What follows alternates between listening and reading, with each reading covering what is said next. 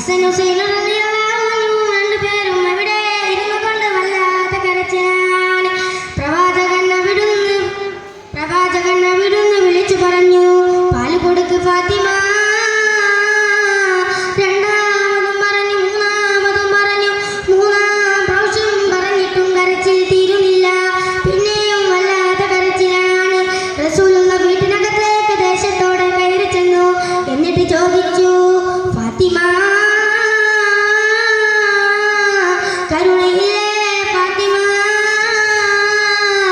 ഈ പിഞ്ചു കുഞ്ഞുങ്ങൾ വിശന്ന് കരയുമ്പോൾ അവർക്കൊന്ന് പാല് കൊടുക്കാനുള്ള മനസ്സ് പോലും നിനക്കില്ലേ ഫാത്തിമ? പ്രവാചകൻ അവിടുന്ന് വഴക്ക് പറയുമ്പോൾ ഫാത്തിമ ബീബിക്ക് സഹിക്കാൻ കഴിഞ്ഞില്ല. അവിടെ ഇരുന്നു കൊണ്ട് വല്ലാത്ത കരച്ചിലാണ്. അത് കണ്ടപ്പോൾ ഫാത്തിമ ബീബിക്കും സഹിക്കാൻ കഴിഞ്ഞില്ല. അവിടെ ഇരുന്നു കൊണ്ട് വല്ലാത്ത കരച്ചിലാണ്. അത് കണ്ടപ്പോൾ റസൂലുള്ളാഹിക്കും സഹിക്കാൻ കഴിഞ്ഞില്ല. എടുത്തു പോയിരുന്നു കൊണ്ട് ചോദിച്ചു, എന്താ മോളെ കരയുന്നത്? ഈ പിഞ്ചു കുഞ്ഞുങ്ങൾക്ക് പാൽ കൊടുക്കാത്തതെന്താ?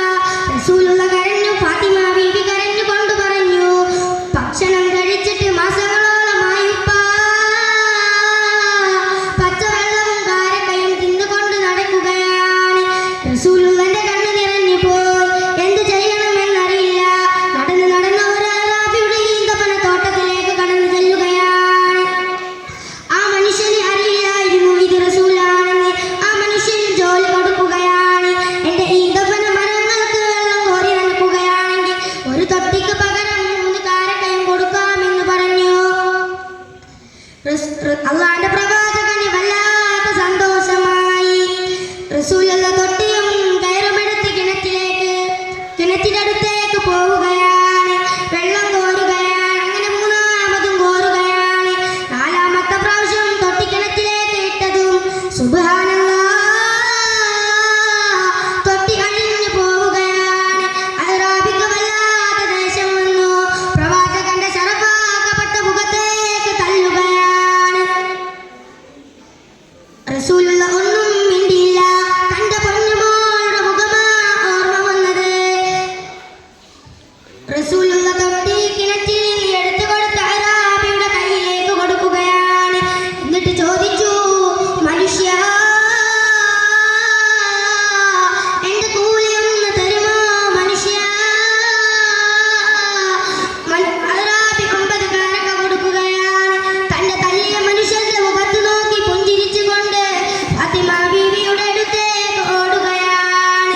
തന്റെ മക്കൾക്ക് കാരക്ക കൊടുക്കുകയാണ്. അത് ആർത്തിയോടെ തിന്നുകയാണ്. ആ മക്കളുടെ മുഖത്ത് പുഞ്ചിരി കാണുകയാണ്.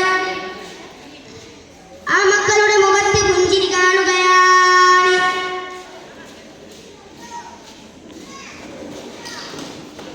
പുഞ്ചിരി കാണുകയാണ്. എന്റെ പ്രിയമുള്ളവരെ, ഉള്ളത് കൊണ്ട് തൃപ്തിപ്പെട്ട് ജീവിക്കാൻ നമുക്ക് അല്ലാഹു തൗഫീഖ് നൽകട്ടെ.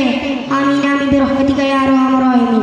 ഇത്രയും പറഞ്ഞ വാക്കുകൾ ഞാൻ ഇവിടെ അവസാനിപ്പിക്കുന്നു. അസ്സലാമു അലൈക്കും.